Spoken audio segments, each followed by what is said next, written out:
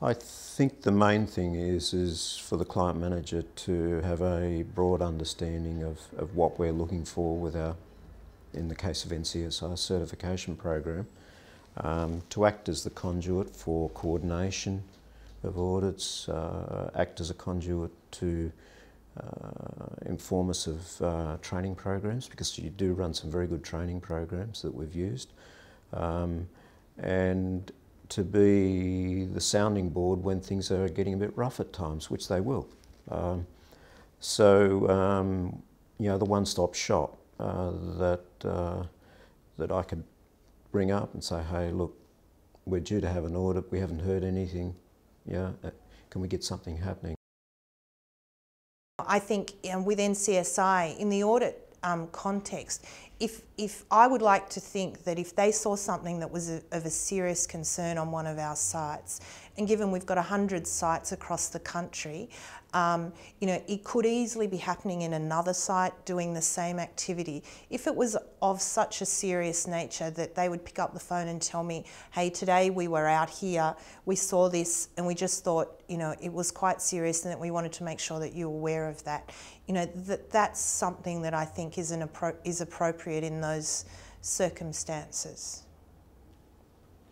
So being proactive, you know,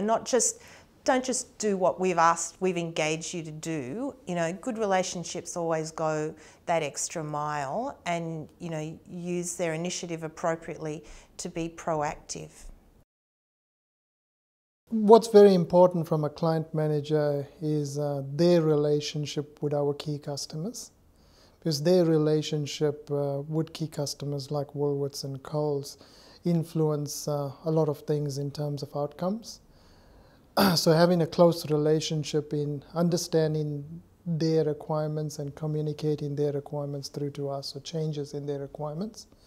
The other bit is communication from the client manager, regular communication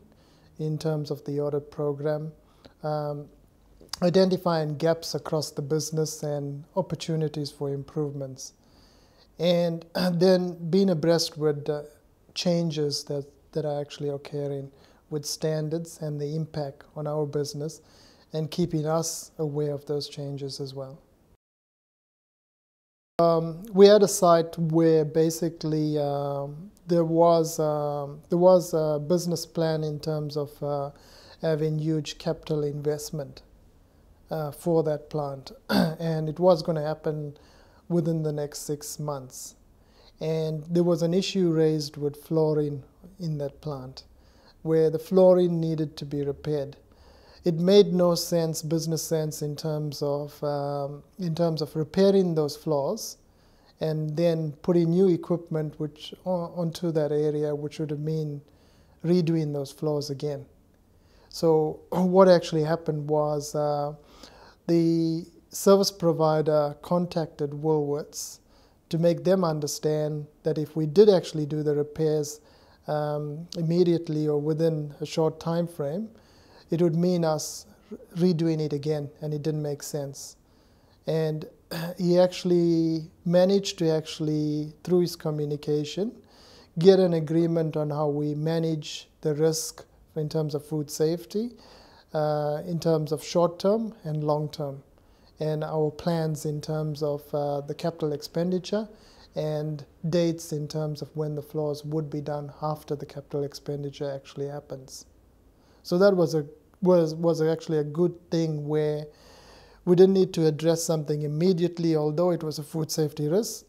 but